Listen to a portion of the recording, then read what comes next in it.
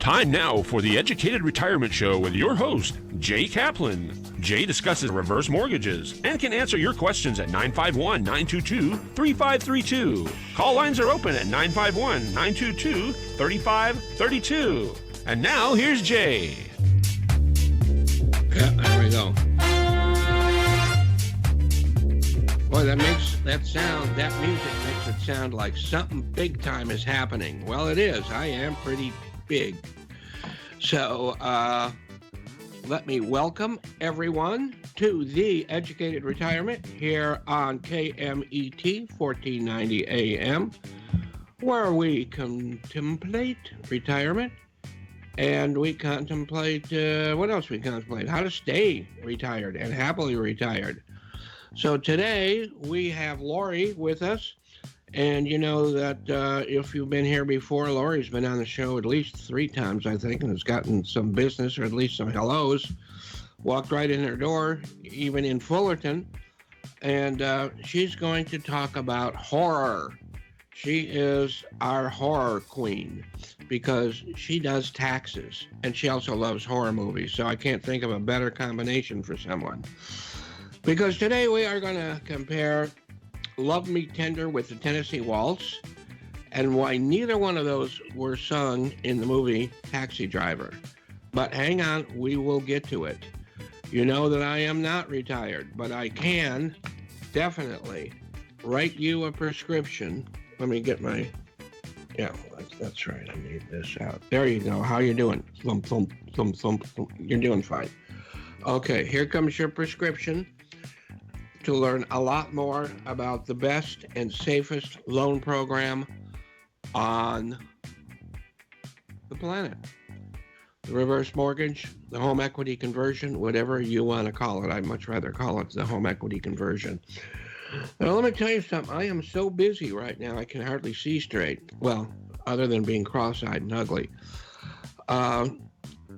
It is such a high demand, and not because people are going broke. So, although there's nothing against AAG, that's what they talk about on their ads, because it is low-hanging fruit.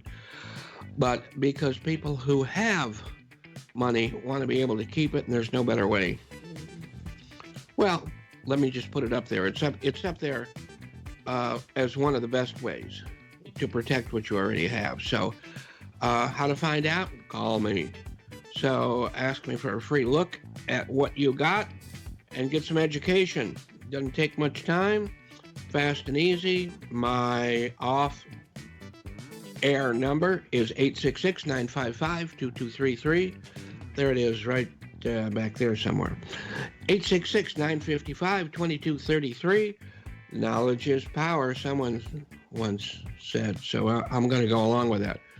Now, do I have a day job? Yes. I am a loan officer at the Loan Source, my NMLS, and of course you want to know what that is. That's the National Mortgage Lenders something or other. I keep forgetting because I want to say one thing and I know it's something else. And my is 384-465, and my Department of Real Estate is 792-630. And you know, I don't need to take tests or continuing education at all for that. Why? Because I've been licensed under the Department of Real Estate for over 30 years continuously and never had a complaint. So there. And I don't sell real estate, but so be it. But, you know, we believe here in challenging the status quo, and you need to be active, not reactive. Remember what Kirk said last week about putting together that group. So call me. I know a lot of good people that could be a part of that. You know a good people, let's put them together. What is today? I hope that Ron Siegel is watching, because this is right up his alley and mine. This is Clean Out Your Refrigerator Day. That's right, clean it out, which means eat all you can. And I know you're going to say, I already have, but maybe not.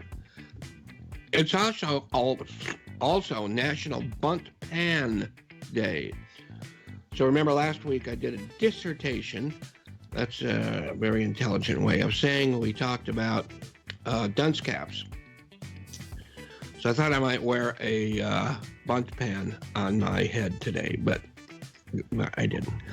Today is Georgia O'Keeffe's birthday, and she popped into our world in 1887, and she left it in 1986.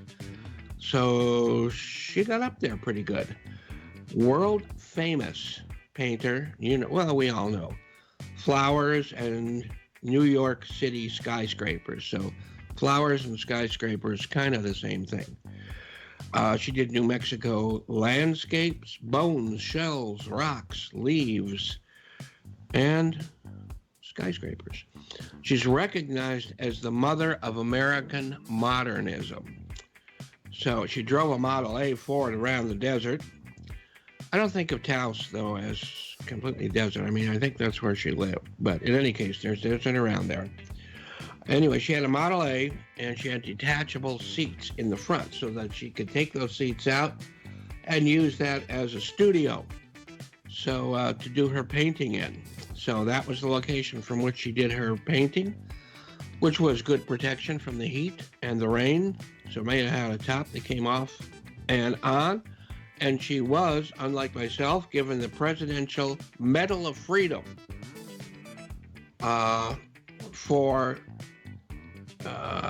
and Medal of Freedom and the National Medal of Arts. I didn't get that one either. So she painted until she was 96. Looks like she lived till she was 99. So that's very good active life. And she was married, too. Her husband was Alfred Stieglitz. Now, that may or... this is too heavy for me. That may or may not be a household name to you like it is in our household. But here's one book he did. I was going to show you some of the pictures, but you never know what it opened to. Some of them are naughty. Anyway, he was a very famous American photographic artist, and he was also a scientist and published photographic journals and established a reputation for advancements in photochemistry. And somebody that my wife learned a lot from, and I think I've shown you some of her photochemical paintings before. I'll try and put a 1-minute video up here on a future show. So with that, I'm going back to the refrigerator because there is more to eat. So we'll see you back in a minute or two.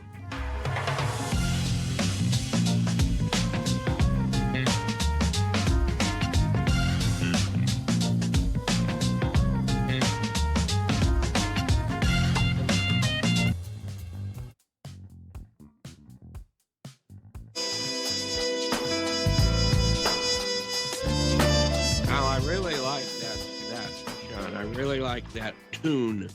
I hate to break into it. That should be my theme. It's got a, it's a minor key, but anyway, we're here on the Mighty Met, 1490 KMET. Welcome back to the Educated Retirement. So remember, go over to www.drhecm.com. Go about halfway down to where it says YouTube. Click on there. There's so much there. All of these shows are there. Snippets, my favorite parts, and then just the educational parts with guests are separated also, so you can see all that good stuff. So sign up. I signed up for my own YouTube channel, and I do not get bugged with notices all the time. So we'll go back to people's birthdays. So we got a couple good ones. How about Petula Clark, who joined us in 1932, which makes her older than me. She is, and you know this part, singer, actress, composer, she was known as the First Lady of the British Invasion. And of course, we all know what British Invasion is. Does this mean she is the first one or on the top of the pile? Could be a little of both or all of both.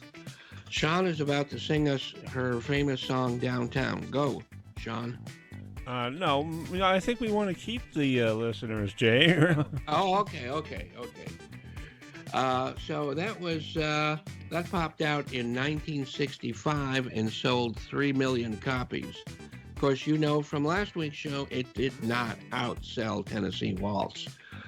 But did you know that Petula Clark won a Grammy for Best Rock and Roll Recording for Downtown? I'd never considered that rock and roll, but so be it. It also got into the Grammy Hall of Fame. And she also won the Best Contemporary Vocal Grammy for the performance of I Know a Place. And so do I. I don't know if I'm going there or not. So this is what I found real interesting. She was featured in the 1945 filming. This movie came out in 47. This movie is I Know Where I'm Going, and sang the title song. Did you ever hear of that movie, Sean? No, I don't believe so. Okay, I'm going to highly recommend it. I really love it. But in any case, so she did that, and we talked about Shirley Bassey and Patti Page, and now we have this for these movie people of this. But that movie, I Know Where I'm Going, was actually produced by their company, Powell and Pressburger. Who is Powell and Pressburger, you may ask? Well, I got a couple of clients in LA, one who is a retired cameraman, and the other one is still an active editor. And I actually got them a couple of these movies because if you were to ask me right now, who is Martin Scorsese's favorite director, it was Powell and Pressburger. Those are two guys. Powell, I think, did more of the directing. Pressburger did a lot of the producing. I don't know. But that's Scorsese's favorite director. He did a couple more. Here's one for you, or for anybody who cares. Life and Death of Colonel Blimp. This film just blew me away the first time I saw it. And it is, as it says on the back too, considered to be the best British film ever made. It is mind-boggling, I think, and I recommend it to everyone. And Powell's wife became Martin Scorsese's editor. And she was the editor on such films as Taxi Driver and Raging Bull. So, I mean, this is big time. Which, by the way, those are on Criterion. Right now, Criterion, now I don't know, maybe other places. I know on Amazon is big time sales. So the last ones I bought was not part of the big time sale, but if you're interested in Criterion or anything movie, if you're interested in movies, you know Criterion. And you know you're not going to get anything like it on a digital download. So that movie, I Know Where I'm Going, is a very romantic movie taking place in the Scottish Islands. And it's really a romantic movie where the two protagonists most love stories, I think, are great, are ones where they never do get together. This one they do. And I would say, since, Sean, you're asking me, what are my favorite two love stories? Movies. I'm going to say Brief Encounter from David Lean, and Black Narcissus from Guess Who, Powell and Pressburger. So I think you really, really need to look into those. So who else was today? Ed Asner, actor in TV, movies, holds the most primetime Emmy Awards for acting, 7. Mary Tyler Moore Show from 1970 to 77. He was the voice of the guy, the old guy. You know, look at the camera right now and see an old guy. There was an old guy in that beautiful movie, and that was Ed Asner. He also played, I don't know if you recall, Guy Bannister in JFK and so much TV, including the crowning achievement of his career, the Christmas special of X-Files with Lily Tomlin on how the ghost stole Christmas. And before I stole or steal all the time from our sponsors, yeah, I do have some, believe it or not. Let's take a break, and we'll be back soon.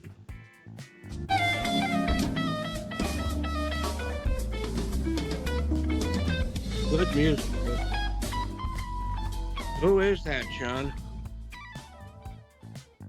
That's Mr. Guthrie Groven. Guthrie Groven. Okay. Govan, Govan. Govan. Okay, so I thought I was the master of jazz. I don't know. I almost said a naughty word, air. I don't know nothing of what you know in some of this. So you are the king. So on this day in history, what happened other than you teaching me some new jazz stuff? Here on KMET 1490, your home planet. Oh, let me just break in and give you my phone number one more time. Let me turn around so I can read it. I'm going to try to say it like Sean. 866-955-2223. What do you think? That sound like you, except for that crack in the voice? Yeah, I think you messed up the last part of the number. I think that's 2233. That's what I thought I was saying. I didn't. Now, I'm going to let you say it. You say it. Go ahead. 866-955-2233. All right. Now that's a real master. So, and also there's, when Laurie comes on the show, she's going to want to talk about taxes for next year, but we're going to talk about, I'm sure, some horror movies too. So if you feel like calling in, Sean, please throw that either on the screen or yell it out. All right, I got it up on the. It's 951-922-3532. I like the way you drag that 2 out at the end. This day in history, Walt Disney Art Studio was created.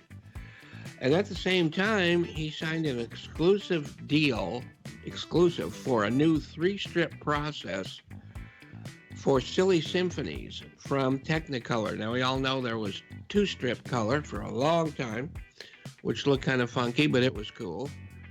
And then there was 3-strip, which was like way exaggerated colors, but we love it, like Wizard of Oz, and especially like Wizard of Oz and Adventures of Robin Hood in that. But anyway, he had exclusively, I had no idea, for Silly Symphonies, 3 Little Pigs, and that led to Snow White.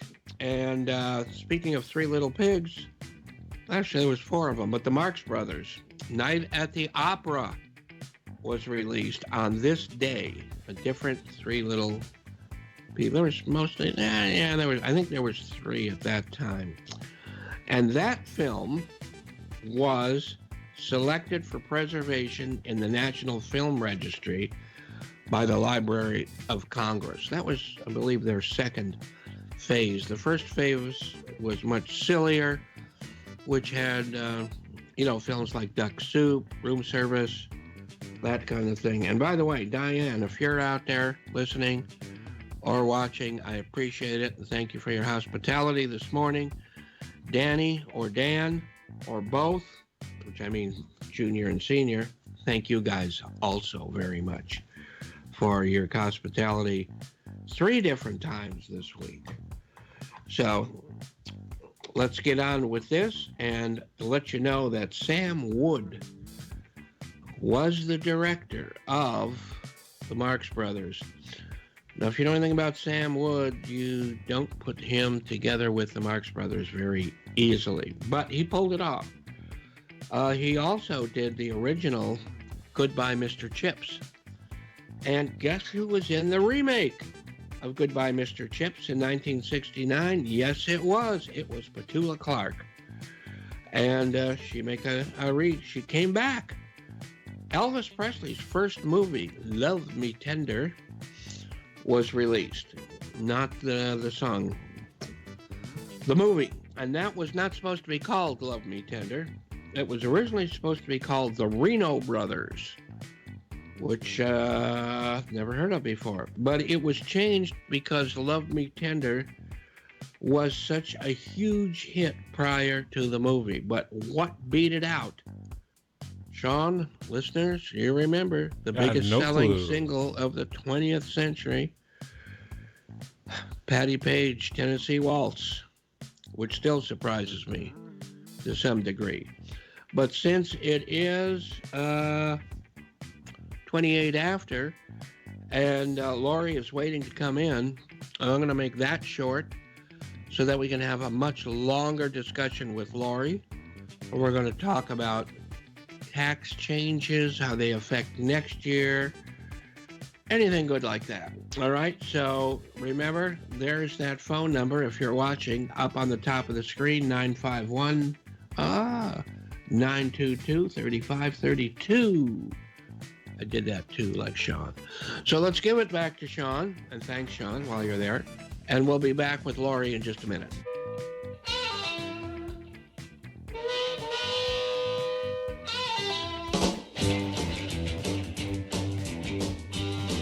Oh, yeah.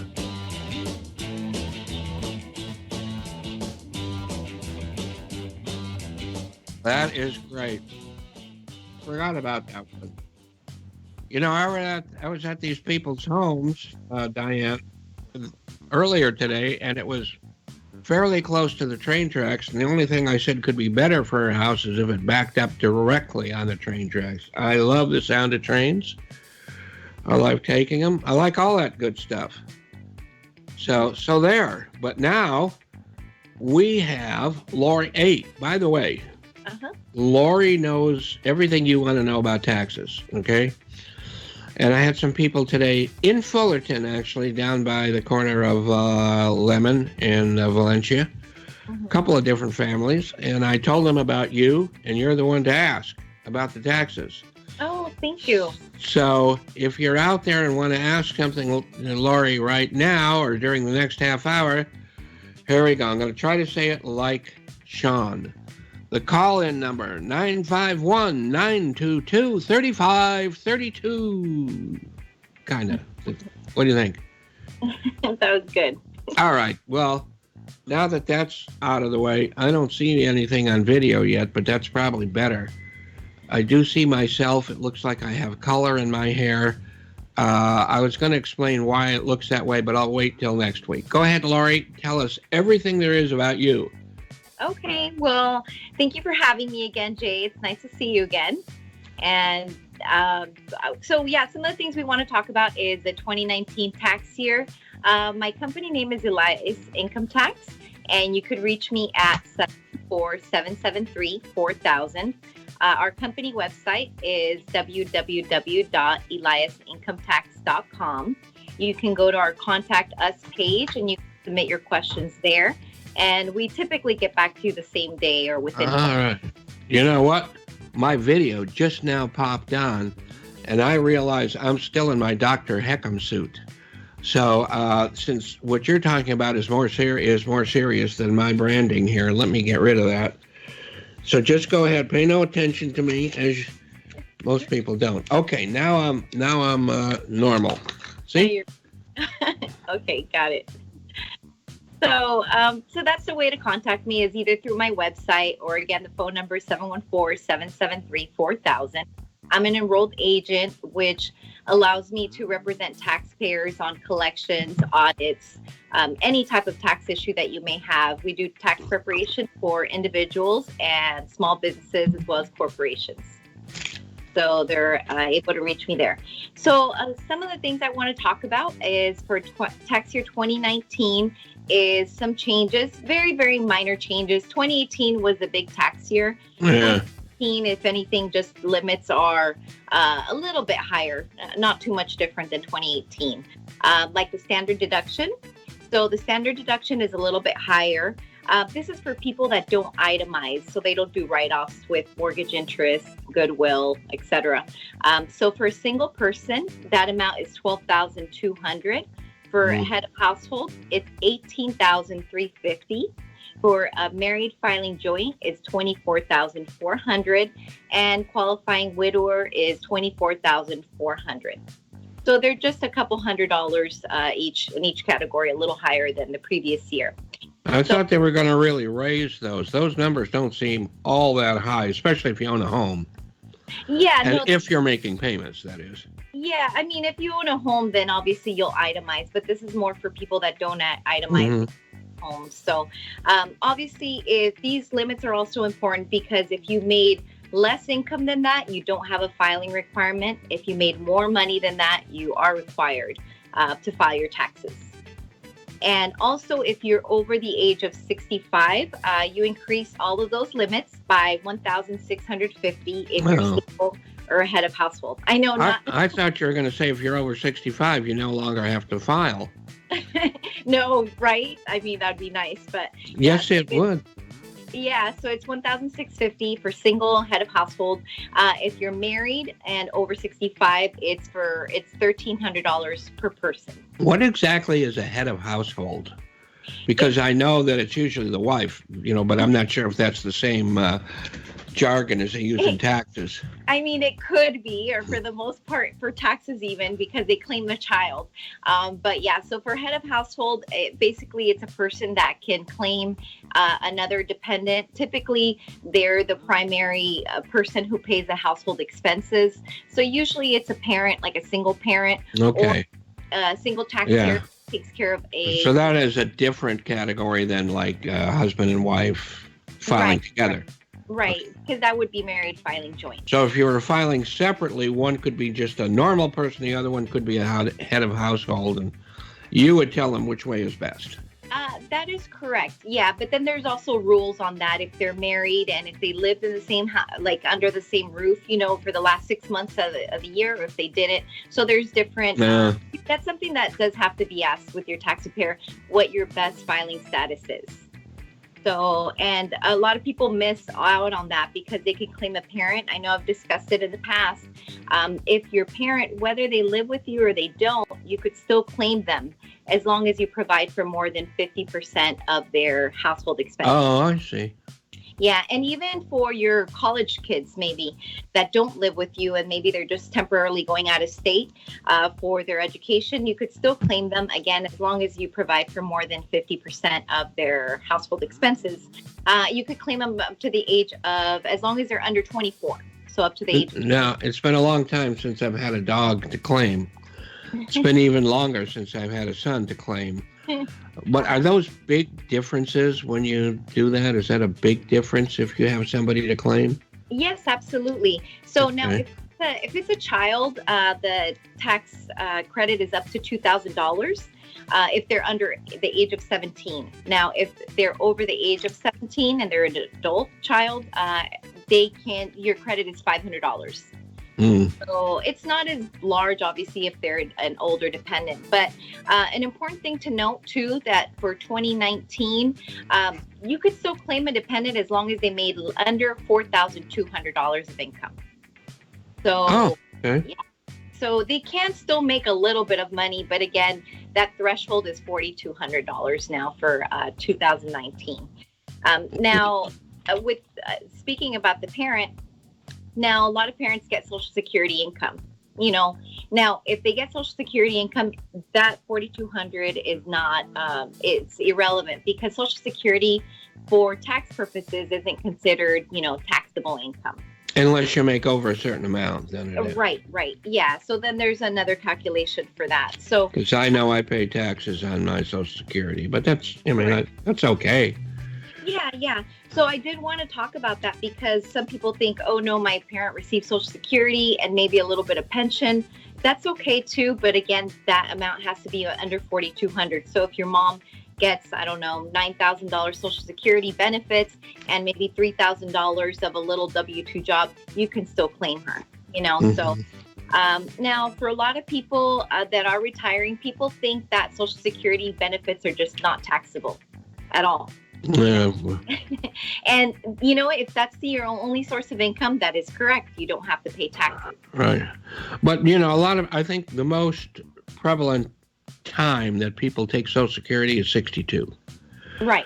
There's pros and cons. I really have a strong opinion about when. But we won't get into that this show. I've had several financial planners come out and talk about that. But when you do take it at 62, you are probably also working. Right. So you got to remember you're getting that smaller amount, which is okay, because I think you have to wait till you're 87 or something to break even.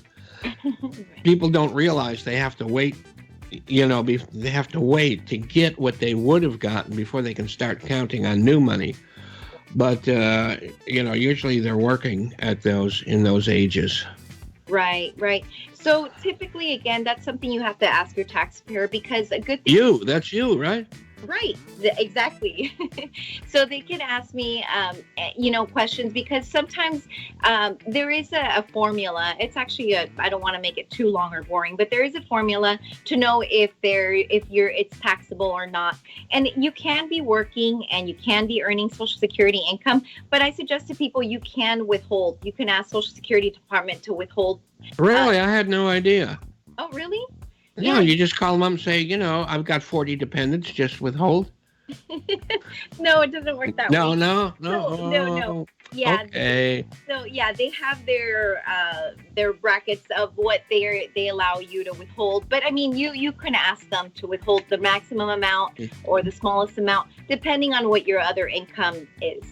So, a common mistake that happens is that people retire and they start getting pension money or, other income. I wish I had some of that. Yeah. Yeah. And then they forget to withhold even on their pensions. Yeah. So, and then it's due. It comes due. Yep. So you have to withhold, because you have to consider we're combining the income of Social Security benefits with your, pension income. Yeah. Also, can you make quarterlies also, even if you're getting regular income like that? You can, but I wouldn't suggest for it. I would basically, what I do with my, I have them withhold a slightly larger amount, either on their pension or their Social Security benefits. Okay. That way they can at least break even. We've talked about this a lot. You don't want what you really want to do is break even, right? You don't want to, you really are not looking for a refund. Right. Because you're just allowing the government to hold your money for you, which they can make money on. You're lending it to them at 0% interest rate? Right. But, God forbid, if you owe them, it ain't going to be 0%, is it? Right, exactly. So yeah, the ideal situation when you are retired, of course, you want to break even. I mean, whether you're retired or not, you do want to break even. Obviously, there's other factors like earned income credit, child tax credit, that, the break even doesn't even matter, because you're going to get benefits for being of lower income, So those are some of the things that, just remember the withholding for that. Now, you're just a kid, right? I'm sorry? You're just a kid, right? I'm just a kid. Now, when I was your age, financial planners were telling me, put as much away in a retirement account as possible, because when you get old, like I am now, you're going to be in a so much lower tax bracket. Well, you know what? I don't think that's happened for almost anybody. Right. So are they telling you that now because you're so young that you're going to have a much smaller tax bracket later? Yeah, true. Maybe that's why. But yeah, that's what everybody pays, no matter Don't what. believe it. Yeah, until the last day on earth. Yeah. So, yeah, we all pay taxes. Yeah, exactly. So another thing that's going on right now is, as you might know, is the open enrollment period for health insurance. So I know. I go crazy. I turn on the TV and I watch these same people that were retiring 15 years ago. They're still retiring today on television. Oh, really? Well, because they play the same commercials over and over for years. Yeah. No, that's true. That's true. So, yeah, one of the things with the open enrollment period is, to make sure you could take advantage of the health savings account and flexible savings account. I know nothing about those. We could have a whole show on those. Right. I take it that's mostly for younger people. No, you know what? No? It's actually for people that have that benefit or that offer from their company. So, I don't have that option because we're self-employed.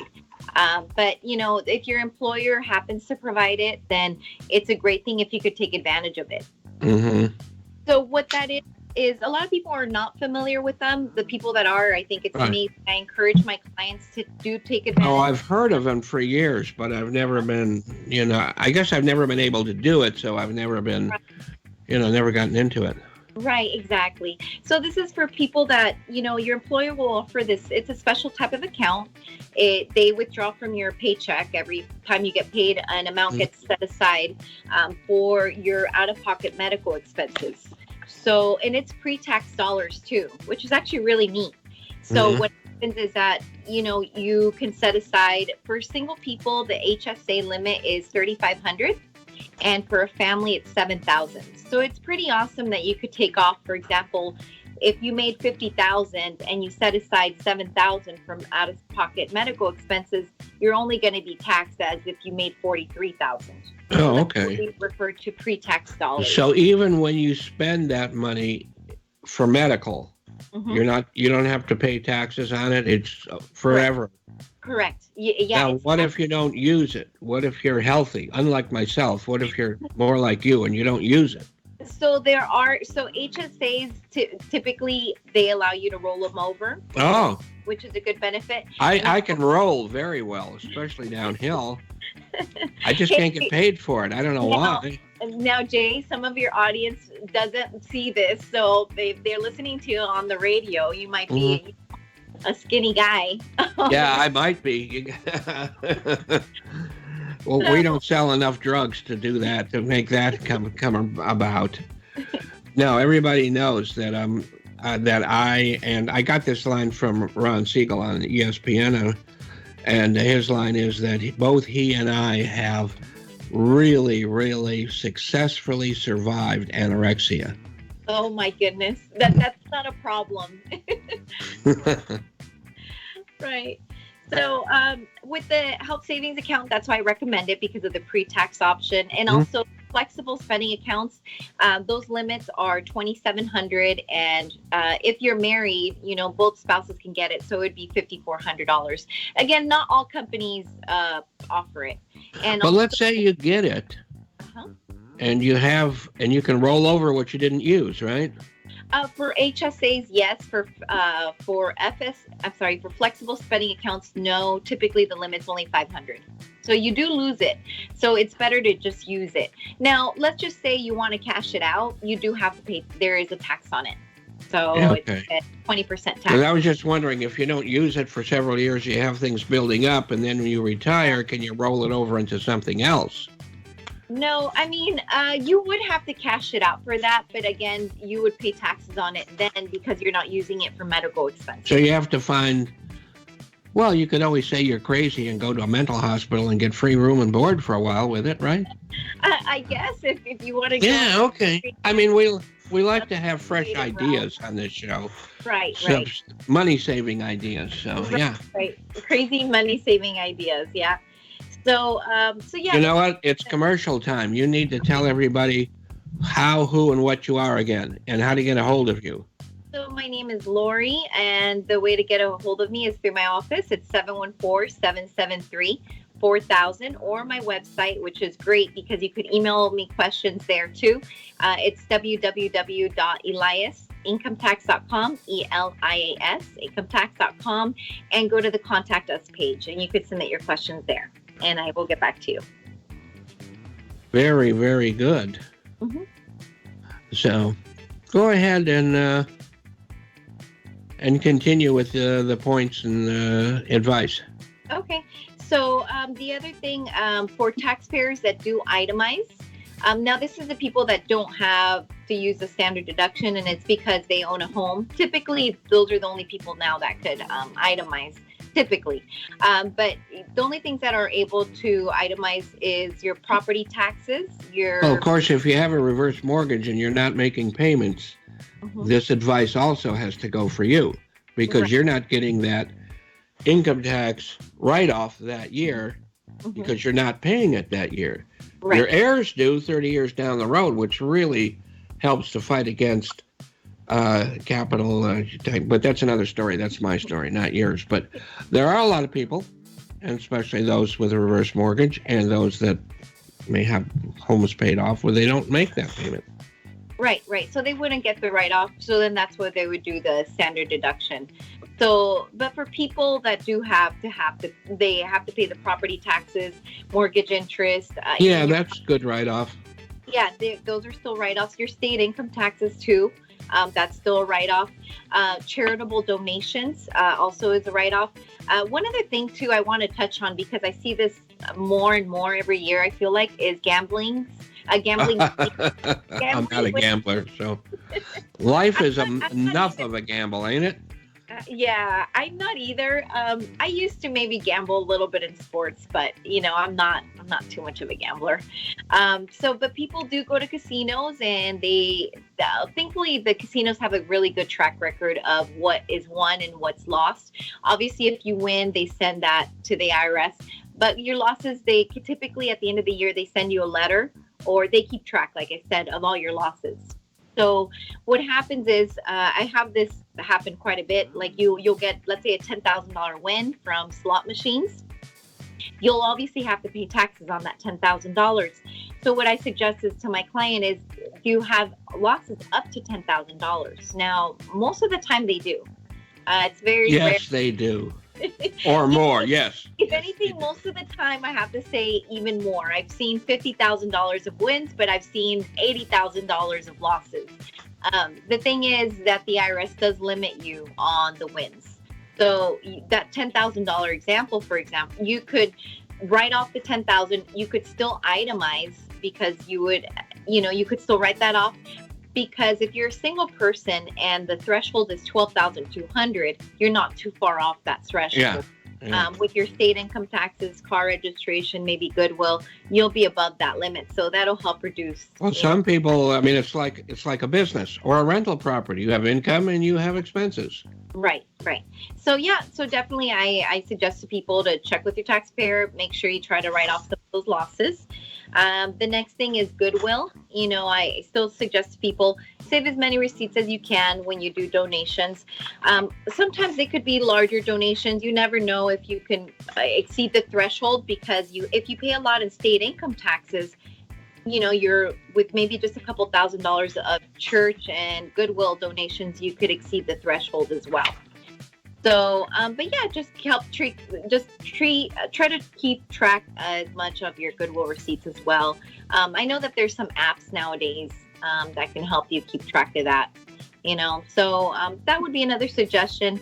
Obviously, just as a reminder, work deductions are no longer allowed. I know. That was a big. That is very troublesome for people not me directly, because I'm still 1099, but that could change anytime. So. Yeah, as of now, thankfully, because you are 1099, you could write everything off. The only thing that they did take away, even for 1099 people, is entertainment. Right. Yeah. Not that we have time for entertainment, right? Yeah, exactly. We're always working. Seems like it. Which reminds me, I know we have a few minutes left, and you have a few more things to say. That pretty much wraps it all up. Because I wanted to ask you something very important, and then we can go back to your other subject. You saw Dr. Sleep, right? Yes, I did. And how come it slipped by me? Because when you said Dr. Sleep the other day, I said, oh, yeah, that sounds familiar. And I went to look for it on the streaming things, and it just came out in the movies. Right, yeah. And we have had so many shows here, especially with Chris Bissonette, which maybe you've seen, about whether we landed on the moon or not, and Stanley Kubrick. It's kind of like a whole tribute to Stanley Kubrick. All I saw was a trailer. Uh-huh. And it looked like pieces and parts of The Shining and a little bit of Clockwork Orange and that kind of thing. Right. I thought it was great. I mean, to be honest with you, I think it's the best film I've seen in 2019. Put it that way. All right. Yeah, I really liked it. It is very suspenseful. I can't say it's like super scary, not overly gory. No, that's okay. But I loved it. I think it was very creatively made. I mean, it had me just waiting for the next part, what's going to happen. It was really great. I mean, wow. For the average person, I think, to watch because, it has some, killings and stuff like that. A lot of Oh, yeah. Let's get all that in there. Psychic things and the other world, stuff like that. But I thought it was really great. So hopefully you get to see it. Maybe. Yeah, well, we'll have to. I was almost going to ask Chris Bissonette, if you haven't seen that on YouTube, or I can send it to you. We talk about Stanley Kubrick, who supposedly was the man that filmed the fake moon landing. Okay. Which I kind of still think we did land on the moon, but it's open. Right. I was going to have him call in, but I figured maybe we'll have another show where we concentrate on horrible things like horror movies and taxes, and have a bunch of people preordained to call in to discuss. Right. Yeah, that would be awesome. That would be great. On another note, even though I know it's not a scary movie, but I just saw it last night, was Ford versus Ferrari. Oh, yeah. How was that? I'm not a car person whatsoever, and I was kind of dreading it initially, but I know Matt Damon and are in it. I thought it was a fantastic movie, too. That was really good. Now, these cars, were they just testing each other on speed, like going straight forward, or were there curves involved? No, it was it was curves involved. And It was like a 24-hour race back in 1956. So I don't know how they did it. Le Mans or whatever. Yeah. Yeah, but it was really great. I liked it. Oh, okay. And then as far as the movie I recently saw that I can't say I was too great of a fan was, I think it's called Midsummer. It looks like Midsommar. No. Oh, okay. Yeah, that was just a little too gruesome for me, I guess. But yeah. Yeah, that's say that again, so I might stay away from it, wouldn't it? Oh, it looks like Midsummer. Okay. Midsommer. Midsummer. It's like it takes place in a Swedish town or something like that, village, and it has human sacrifice and. All right, and no taxes there, right? No, that's why I'm like, that's one I wouldn't recommend. Yeah, there's some things I can handle, some I can't. I mean, we all know what we're looking at is just raw meat or whatever, or ketchup instead of blood. But there's some things that, like I really like that one. I was recommending to you, what was it? Autopsy of Jane Doe, and you said you couldn't handle that. Yeah. And there's some things my wife will say, and then I can't handle it. I go into shock. But I can handle so much. It just depends. I think everybody has their own little something. Right. Yeah, no, exactly. But that Dr. Sleep is really good. I think you'll like it. So. Yeah, it's got a strange name for that, for what it really is. Because, I've heard for such a long time they were making 1 minute. 1 minute, Sean says 1 minute. I heard about a sequel to The Shining. This must be what they were talking about, but it's really not a sequel to The Shining. It's No. Yeah, I don't think so. So, yeah, but I mean, check it out. Let me know how it is then. Now, we know, of course, what? We went back and watched season 1 and 2 of Stranger Things before going on to the third one now. Uh-huh. And I think I recommended you watch Dark. No, I never saw that. On Netflix, highly recommend, about the nature of time. Okay. And I started watching Black Spot, which means that it's from France. Detective story, but it's got a lot of weird things in it. So I'll recommend that to everybody too. But you know what? I better recommend everybody have a great Thanksgiving, which we didn't really get to talk about, but have one anyway. And just celebrate by not paying any taxes, right, Laurie? And right. Everybody have a great Thanksgiving. Thank you, Laurie, so much. Yeah, thank you, Jay. Sean, thank you, and have a great Thanksgiving also, Sean. And to the rest of you, Kaplan will be here on the same corner in front of the cigar store next week. And thanks so much for being here with us.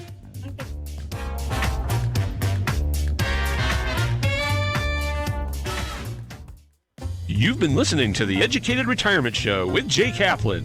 Tune in every Friday at 3 p.m. to learn more about your mortgage and reverse mortgages. And don't forget, each show is also podcasted on the KMET website.